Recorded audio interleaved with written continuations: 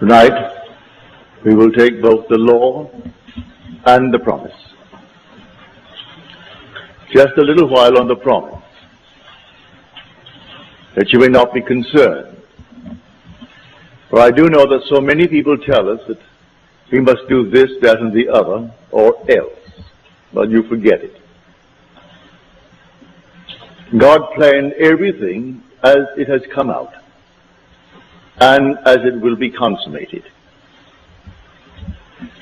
It is your Father's good pleasure to give you the kingdom. You do not earn it. It's not your due. It's not a reward. It's simply a gift, unmerited. And therefore, you cannot lose it. This gift is irrevocable. So no man can take it from you. No man can give it to you. So let no one frighten you. It is yours, and it's coming on time. And the gift is nothing less than God Himself. When He gives you the kingdom, He gives you Himself. For the kingdom is not a realm. The kingdom is a character. It's a body. And that body is perfect. And wherever you are clothed in that body, everything around you is perfect. No matter where you go, were you in the petrified forest, it would burst into foliage. Were you in the desert, it would simply blossom like the rose. Were you in the midst of all broken members of society, they would all be in harmony. If you came into a world where there were blind, lame, halt, withered, instantly as you glide by, eyes that were missing would come out of the nowhere and fill the empty sockets. Arms that are missing, feet missing, everything will be made perfect because you are present. That is God's gift, which is the gift of Himself, which is His body. One day you'll be clothed with that body. So set your hope fully upon the grace that is coming to you at the revelation of Jesus Christ within you. That is the unfolding within you of God and His Son. And this is the hope that makes it wisdom to endure the burden of this long, dark night of time. For as Paul said, I consider the sufferings of this present time not worth comparing with the glory that is to be revealed in us. We are told we are justified by His grace. Well, justification in Scripture is divine acquittal. You're completely acquitted. No matter what you have ever done, you are acquitted. So when we are told, those whom He foreknew, He also predestined to be conformed to the image of His Son. And those whom He predestined, He also called. And those whom He called, He also justified. And those whom He justified, He also glorified. So justification is simply divine acquittal, and glorification is the gift of God Himself to you, so that man then matures when he becomes his own Father. So we say, it is the Father's good pleasure to give us the kingdom. In giving us the kingdom, He gives us Himself. In giving us Himself, man becomes his own Father. So let no one worry you, let no one in any way suggest that you've got to do something to earn it. You cannot earn the kingdom. You cannot earn this gift. This is a gift, unmerited, and it's not your due. Were it your due, then it's not a gift. It's not given as a reward. You are made fit for the kingdom. And your fitness for the kingdom is the consequence, not the condition of his gift. The minute he gives you himself, you are fitted for the kingdom, and you wear the body of God. And everything in your presence, while you wear it, is made perfect. But, having given us the promise comes first in Scripture. Then we are told he gave us the law. The law to cushion us, while we as pilgrims walk through the furnaces. And so we have a law. Man is not aware of the law. Even the wisest of men, they're not aware of it. I'll go back now to 1949. I was in Milwaukee. I gave a series of lectures on the Bible. And this couple, he was the physicist, the head physicist of Alice Chalmers. They're a huge, big manufacturing firm making these turbines, sometimes bigger than this interior. And he was the head of the chemical department, where they would send waters from all over the world who bought the turbine. And he would analyze the water to discover the problem that they faced. Because the water, as it came through the stream, gathered the chemicals. And then the chemicals deposited itself within the turbine. And so they would send him samples of the water. And then he would analyze the water and then send them the solution to their problem. Well, being a trained chemist and the head of the department, he didn't take issue with me, but he said, Neville, I can't quite go along with you. Because as a chemist, it's in conflict with my training. You tell me that you can go forward in time, that you can move backwards in time, that all things are. And everything is now, at this very moment. And yet you're telling me you can make things change, and it's in conflict with my training. We have a law known, said he, and we call it entropy. And entropy means that the past is fixed and unalterable. You cannot change it. If that could be changed, it throws everything out of kilter in my lab. I must know the past is unalterable, like braiding a lady's hair. And the braided part, that's fixed. The rest is future, not yet braided. We are waiting to see how it will develop from the braided part, because that is completely fixed and unalterable. And you tell me it is not, that the whole vast world exists now, past, present, and future, and that you can go into these sections of time in a world that is finished. But I can't go along with that. That's perfectly all right. I'm not a chemist. I'm not a scientist, so I cannot argue the point with you. I only know my visions. And I teach vision as I have actually experienced it. And I can go into these spots. I have gone into these places, and the past has not passed away. And it's fixed, as you say, but I'm quite sure one could go back and revise that past and change it. And I can go forward into the future that I do know and set it up to walk across a bridge of incident. When I come to that point in time where I have entered, it takes on the color and the tone and the reality that I assumed it to be when I entered that state. Can't be done. But he was a very honest man, as most of these fellows are. They're trained to be honest. How else could they achieve what they do achieve in science unless they're perfectly honest with themselves? Well, in the month of November, I received a letter from him. And he sent me the Science newsletter dated October the 15th. And it was all about the positron. And the one who wrote it was Professor Richard Feynman. He was then professor of physics at Cornell University. 20 years later, only last year, they granted him the Nobel Prize in Physics for that paper. It took them 20 years to recognize what he said as theory back in 1949. And if I can quote it, this is it. The positron is a wrong-way electron. And if I can quote it, this is it. The positron is a wrong-way electron. It's wrong way in every sense of the word. It moves backwards in time. It moves from where it hasn't been and speeds to where it was an instant ago.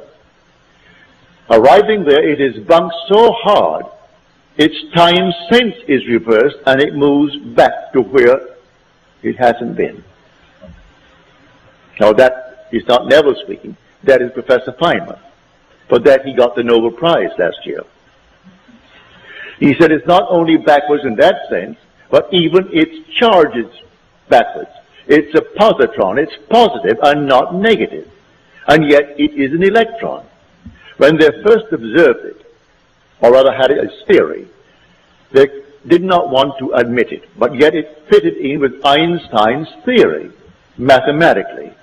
So they had to in some way accept it, but no one had ever photographed it. Then came someone who photographed it in their studies of the cosmic rays. And here it was the actual positron. It seemed as though two were developed at a certain point. And it wasn't, said he. There's one coming back, which was the positron. If it is bumped, it should be deflected and continue on its course, but deflected course. On the other hand, if it's bumped so hard, it's not deflected, it's reversed and moves forward in a normal manner to where it hasn't been. Well, I told him that I would sit at home and I would go into a section of time, even this year, for instance. This is now only April. I put myself in Christmas. I would feel the stores are all dressed for Christmas. I could hear the musical Christmas, all the carols. I'd walk through Saks Fifth Avenue in New York City, going to Best, going to the other, and I would feel all that I would feel if it were true that it's Christmas. That is the month of Christmas. And then when I feel that it's all Christmas, then I would feel that things are as I desire them to be back in the month, say, of March or July, which was certainly not Christmassy. So take a hot, hot day in July, and I'm feeling it to be cold, and snow on the ground, and all the dressings for Christmas. And then I would open my eyes and bounce back and shock myself, because it seemed so real to me that when I came back and opened my eyes upon July, and it's hot, I thought, now, are you kidding yourself? No, when I went forward in time, quite normally, waiting out the days, the months, to the month of December, things happened as I actually had assumed that they would. I went forward and predetermined what would happen. Well, when he sent me this, you wrote a sweet, lovely letter saying, Neville, I must confess, I didn't see it. No one saw it until Professor Feynman in his lab discovered this. But he discovered it by theory. And you tell me you know it by vision. You're not a scientist, and yet all that you said to me, which I could not believe, and even in this moment it's difficult for me to believe, here comes a great professor, a theoretical physicist, and he is the one who wrote this paper. For that he got the Nobel Prize last year. He worked on our atomic bomb, he worked on the hydrogen bomb. Then he asked the government to relieve him of the secrecy imposed upon him because of his position. And he came here to Caltech and taught at Caltech theoretical physics. He said, I want the freedom of imagination. I didn't want to be confined with the secrets of government so that I could not express myself. Leave me alone, all in theory. So he goes blindly on with his mathematics and his theory, bringing out these concepts, all theory. Well, mine is not theory. I go into these states. Now, look at it this way. See the whole vast world as infinite states. All states. If they're all states, and you are an immortal being, you're not a state, you are immortal. You enter a state, and the state becomes alive. Therefore, you are not to blame if you enter a state unwittingly, and it's a horrible state. Man not knowing, yet you are in a state, they condemn you. But you have to express the contents of that state. If you enter the state of poverty, you have to experience poverty. If you remain in it, you must go and drink that to the very last drop, the dregs of that cup. If you go into any state and remain in that state, you're going to drink it to the very last drop. But you can get out of a state. You don't have to remain in it if you know it's a state. If you don't know it's a state, you identify yourself with the state and think that you're it. Man has identified himself with this little body, and he thinks he is it. So the day comes, he has to discard it because he's worn it out. As he discards it, all of his friends are crying to think he died. He can't die. He is an immortal being who wore a garment of flesh and blood. That same being who goes into states, remaining in a state, and the state has to be expressed by him who resurrected the state. For I am the resurrection and the life of that state. Now, you can change an individual with or without his consent if you so desire. Here is the story of a friend of mine. I persuaded him to give up his job here.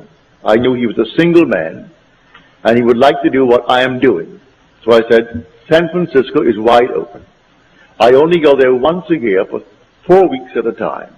Now I have reduced it to 2 weeks at a time. But I used to go, in the early years, 4 weeks.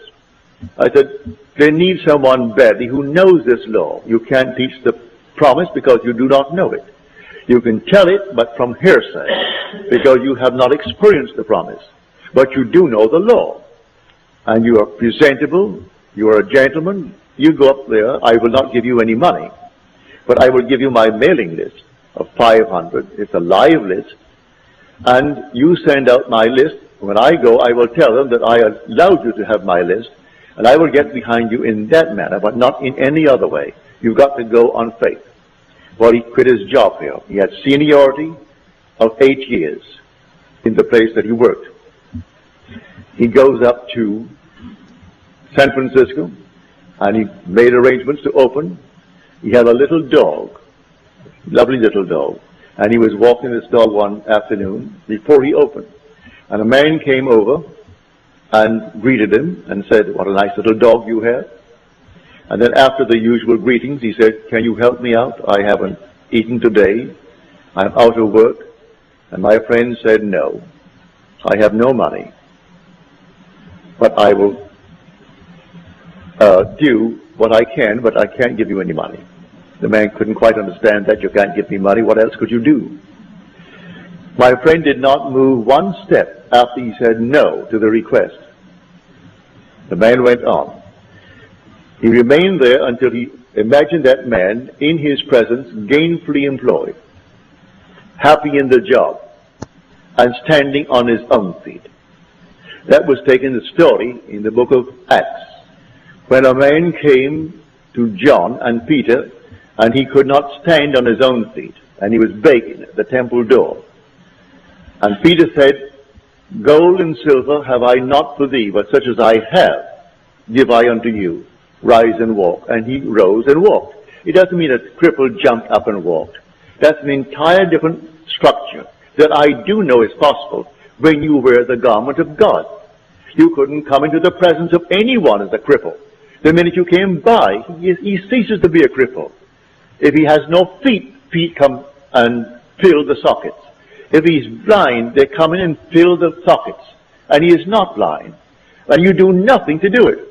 No compassion. You simply are so perfect that nothing imperfect can remain in your presence. But in this case, on this level, no one is actually going to jump up from the crippled state and start walking. But he takes a man who is crippled, who is standing on other people's feet by begging from them. Well, a month later, he was walking his dog and he saw this man and he crossed the street. The man crossed the street and came over to him. He said, I don't suppose you remember me. He said, oh yes, I do. I remember you just about a month ago that you asked me for money. He said, yes, and I want to thank you.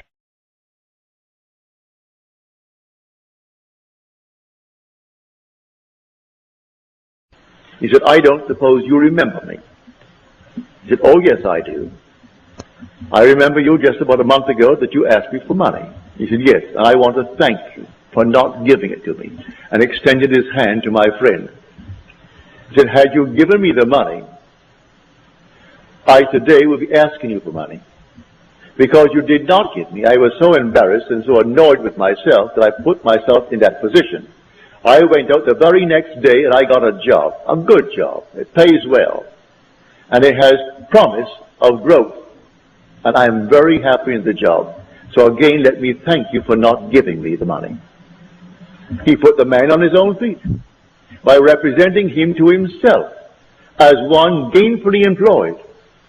That's what I'm talking about when I tell you the all states. He took him out of one state and put him in another state. The man who is in the new state is the same man.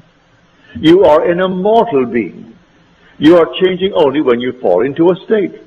And others who knew you well in one state think, what has happened to him? You either go up or you go down. If they see a radical change and they wonder what has happened to him. He is affluent, he is this, he is that, or what has happened to him? He used to be, look at him now. And not a thing changed with the immortal being who occupies the state, other than the state. He changed the state. Man, not knowing that, he condemns the state. When it's not the being that you're looking at a state. So God forgives everyone. He justifies everyone because he knows they're only in states. And the Lord created all these states. These are the states. So that's what Blake meant when he said, I do not consider the just or the wicked to be in a supreme state, but to be every one of them states of the sleep, which the soul may fall into in its deadly dreams of good and evil, when it left paradise, following the serpent.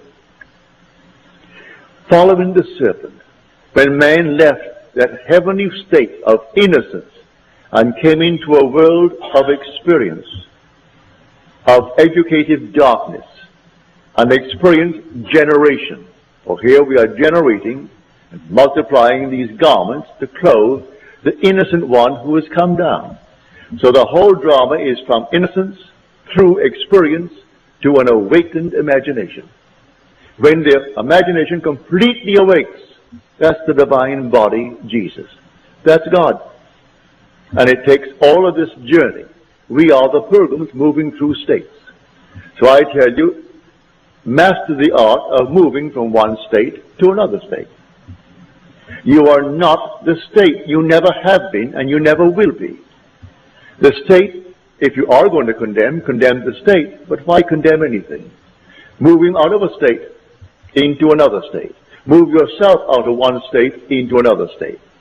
So others say it can't be done. Leave them alone. They say it can't be done. You go about your Father's business, moving from state to state as you desire it. Now it all starts with a hunger. It starts with a real desire on your part. And all these infinite states are simply to satisfy the hungers of men. So you want to be good, as you understand good to be. You want to be wealthy, as you understand it. You want to be famous, as you understand it. All these are states. Go into the state before you are qualified. Go into the state and stay there. The state has all the things necessary to externalize itself. But you are the occupant power. You have to go into the state and dwell there. Now, as I go into it, let me remain in it. If I come back like the positron, I'm simply going to be turned right around. I'm not going to be deflected and continue my journey in the same direction, only deflected. I'm going to be so shocked. And everyone is shocked. When I go into a state and it seems like this, it seems so real. When I open my eyes, oh, here I am, back there. But that shock turns me around from that return to my motion forward now as an electron. I'm not a positron anymore. I was a positron when I actually started back in time. And when I reached this body, and the body is jolted when I open my eyes. Then, what I did there, I am moving across a bridge of incident now, some series of events that leads me up to the fulfillment in what the world calls reality. But it was real when I occupied it in my imagination. That's when it was real. We exist in these bodies. We live in our imaginations. For our imaginations, these are the only realities. Imagination is God. There is the divine body, Jesus. I used to sit and simply try it in my living room. I couldn't see the chair where I sat in the living room from the telephone in the hallway. I would sit at the telephone in my imagination while my body was in the living room. And then I would assume I'm at the telephone. Physically, I couldn't see that body. And then suddenly I would feel myself back on the chair. And what a shock. And then from the chair, I would put myself back at the telephone. I would stand on the outside of the house and see it like this building. See it from the street, rather than from here. And assume while I'm standing here that I am looking at the building from the outside. And suddenly you are on the outside. And you're looking at it from the outside. Do it with your own home. Do it with anything in your room. And that gets you sort of in a state of moving. You become mobile, as it were. And it's easy then to occupy any state. And they're only states. So when someone thinks themselves so important, it's only a state, but all right, that state in itself is important to them. And anyone occupying that state must do exactly what they would do. If I were in the state of Hitler, I would do the same thing Hitler did. Because it's a state. And if I fall into it, knowingly or unknowingly, I've got to play that part. So he does not consider the just or the wicked to be in a supreme state, but to be every one of them states of the sleep, which the soul falls into when it leaves paradise, following the serpent. That serpent of generation. So here, you can be what you want to be, if you know that all these are only states. And in the end, you are justified. You are completely exonerated. You are acquitted, divinely acquitted. So let no one frighten you as to what you must do to earn the kingdom. You do not earn the kingdom. It's your Father's good pleasure to give it to you. And it's a gift that is not your due. It's not a reward for any good things you did. If you're in a state and you think that the good things you're doing is only the state, you moved into it, and I personally find it easier living in my world to be in good states. I find it easier to be kind than to be unkind. If I'm ever unkind, it hurts me more than anyone who receives my dart, as it were. An unkind remark hurts me more than the one who receives it from me. So I find it easier to be in that sort of a state. But eventually, you will completely awake with a gift, and the gift is God himself. There's nothing but God in this world. But nothing but God. Someone called me up and asked me about devils. That she went down to this Christian Science practitioner who now feels she is now hungry with devils. Well, they teach devils. How the devil does this, the devil does that. Just getting away from the first and great commandment, which is the great commandment, the Shema, the confession of faith in the Hebraic world. Hear, O God, the Lord our God, the Lord is one. The minute you get away from that, you have a devil. There's another God, another creator, another something. And you have two, you're going to have four, you're going to have 8, 16, 32, and so on. Always come back to that fundamental state. There is only God. And God is your own wonderful human imagination. When you say, I am, that's God. There is no other, and never will be another God. He is going to unfold himself within you and completely awaken. And when he awakens, you are God. And then you'll be clothed in that heavenly garment. And I'm telling you, it's a heavenly garment. I can't describe it other than to tell you, when you there is no other, and never will be another God. He is going to unfold himself within you and completely awaken. And when he awakens, you are God. And then you'll be clothed in that heavenly garment. And I'm telling you, it's a heavenly garment. I can't describe it other than to tell you, when you're in it, you're not standing on the earth. You're lifted off, as it were.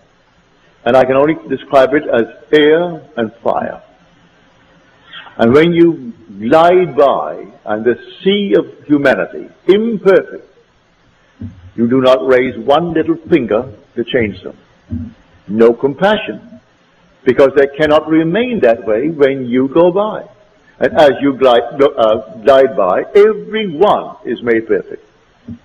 Everyone, not one is left out. Doesn't matter what he did to lose his eyes, what he did to lose his arms, to lose his legs, to lose his tongue. It doesn't matter what he did. In your presence, he cannot remain imperfect. And everyone is made perfect. That is the kingdom. So it is your Father's good pleasure to give you the kingdom. So set your hope fully upon this gift. And then you can endure the temporary ills of the world. Because we are moving through all these things, and not every moment of time are we alert to these states, and we can fall into it by reading the newspaper, fall into it by hearing a news bulletin, fall into it by a little conversation with a friend. And there we slip innocently into a state. But the state isn't concerned. You animated it. You made it alive when you entered it. Because you are the only resurrecting power in the world. You are the resurrecting, living power of the world. And that power is your own wonderful human imagination. So everyone here, put your mind at peace and don't think for one moment by being good, as the world calls good, by attending certain services and doing certain things and observing certain things, that there's something on the outside watching you and marking up some little thing in your favor. No, you're simply waiting for that appointed moment when he unveils himself. So you'll set your hope fully upon the grace that is coming to you as the revelation of Jesus Christ within you, which is the Lord and his Son. That is Jesus Christ. The Lord and his Christ. And Christ is the Son of God. And no one can say Jesus is Lord except by the Holy Spirit. And the Holy Spirit is the remembrance. Well, he doesn't really bring about that remembrance until the Son appears. And when the Son appears, memory returns, and then you know who the Lord is, because you know who his Son is. And you wear this little garment until a few more years. You take it off, and then you are not in this world at all. You are in an entirely different world, where everything is perfect, because you are perfect. And when you want to make yourself seen by another, you make that choice. They do not come in search of you and see you. I'll give you one little story. She doesn't come here anymore. She may not be in the city. But she told me one night quite innocently. She said, you know, I found myself out. I was very, very conscious. And I said to these people around me, do you know of Neville? And they said, yes. And then she said, who is he? And with that, she said, I was whirled as though I was some meteor flying through space, thrown out, as it were, and woke scared to death. You do not see one who has already been born from above until he chooses to show himself. He must manifest himself to you. You do not go looking for him. Because unless you are born from above, you cannot enter the kingdom. Even though it's his pleasure to give you the kingdom, it will come after your birth from above. Prior to that birth, he can't give you the kingdom. And one to whom he's already given the kingdom is not in the world. Though for a little while he is in the world telling the story, telling it from experience and not from theory. So I'm telling you exactly what has happened to me. I share it with you. And it's going to happen to you, every one of you. So let no one in any way try to convince you that you must be a little better than you are if you would get the kingdom. The kingdom is your gift. And listen to the words in the 11th chapter of Romans. It is irrevocable. The gift and the call of God are irrevocable. You cannot revoke it, and no one can revoke it. And your inheritance is not only God. You're told in the 4th chapter of Romans, you inherit the world. The world is yours, and all within it. You don't inherit some little portion of the world. You inherit God, and God owns the world, and the world is your inheritance. So in the 16th Psalm, David is made to say, the portion of my inheritance is the Lord. That's his portion. He inherits the Lord. The Son inherits the Father. And so a man matures when he becomes his own father. This is the great mystery of Scripture. And you will inherit the Father, for it is his will, and no one can break his will. It's your Father's good pleasure to give you. So when you hear people bragging how this one is better than the other one, forget it. They're judging states. So that man is richer because he's a state that is richer than the other state that is poor. But the occupant of the rich state does not differ from the occupant of the poor state. And the occupant of the state tonight that is in jail does not differ from the judge who sentenced him. One is not better than the other in the eyes of God. In the eyes of God, all are acquitted. That's justification. We are justified by his grace, we are told. All are justified by his grace. And grace is an unearned, unmerited gift of God. And that grace is God's last, his final gift, which is love in action. And God is love. It's his gift of himself. And that's when he gives you himself. There's not a thing else to give. He gave you himself. And the whole vast world is yours. So we inherit the earth. Now tonight, I hope you'll start practicing. Won't take you any time at all to try it. It costs you nothing. And it works wonders. You can sit here tonight or you go home. Put yourself in a state of affluence. What's wrong with that? I know, well, back in the 1920s, 1930s, we had a deep depression beginning in 29. And do you know that you could go to Tiffany and buy, say, 8 glasses, beautiful glasses for a wedding present? Cost you what? Not more than 75 cents. A beautiful glass. And in a Tiffany box. The whole thing was a Tiffany box, beautifully done. You'd go to Macy's or Gimbel's, and you'd buy something not comparable for $1.25. But the majority would not be seen dead in Tiffany. That was style. That was something beyond them. They wouldn't even walk in. They felt embarrassed to walk in. Yet you could go into Tiffany, the jewels on the first floor, take the elevator to the third, where they had a lovely china and lovely glassware on another floor, and get a beautiful gift wrap package from Tiffany. You didn't have to send 2 dozen. 8, that's enough. 8 beautiful glasses. And people would not go in. They were embarrassed to be seen in Tiffany. I'm quite sure the same thing is true here with their branch hair. And you could go to Tiffany and buy a lovely thing for very little, really. But people are trained, that means something that's classy and that and the other. And if you're in one state, you can't argue them out of it. They've got to get out of that state to be able to go into a state. And if you tell them, you know, at one time in your life, a $12 suit was all that you could afford, and all you thought you could ever afford. You get out of that state, got to get out of that state to be able to go into a state. And if you tell them, you know, At one time in your life, a $12 suit was all that you could afford, and all you thought you could ever afford. You get out of that state and think something differently, and then you pay $250 for a suit easier than you could get at the $12 for the other suit. I know it happened in my own case.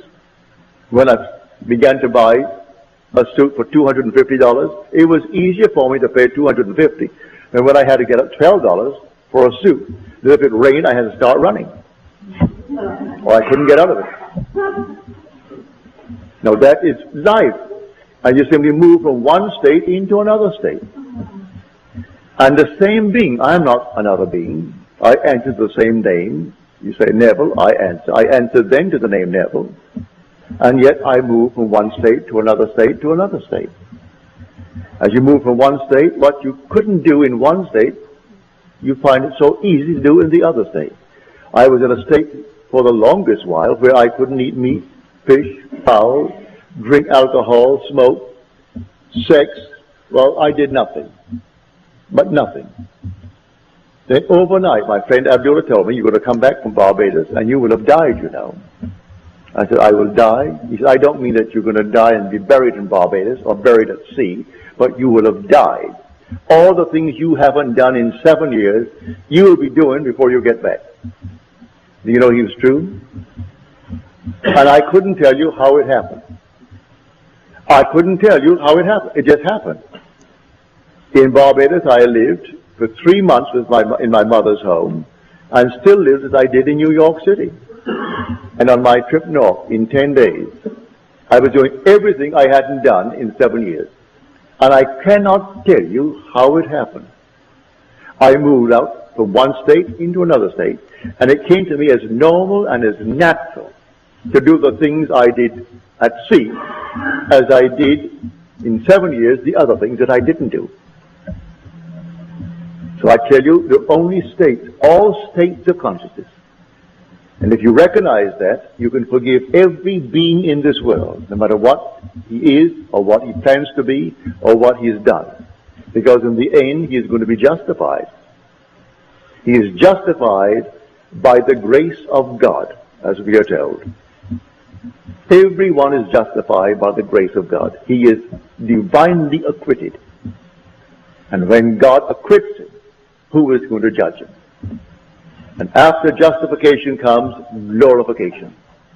So he begins with those whom he foreknew. Well, he foreknew us, for he chose us in him before the foundation of the world. And if he chose me in him before the foundation of the world, then he knew me.